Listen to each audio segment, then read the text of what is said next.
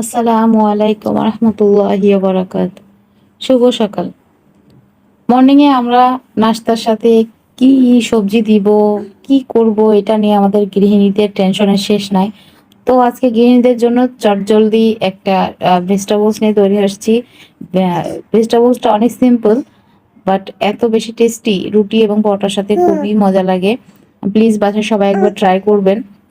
মিষ্টি কুমড়ার সাথে মসুর ডাল দিয়ে এভাবে এই প্রসেসে রান্না করবেন।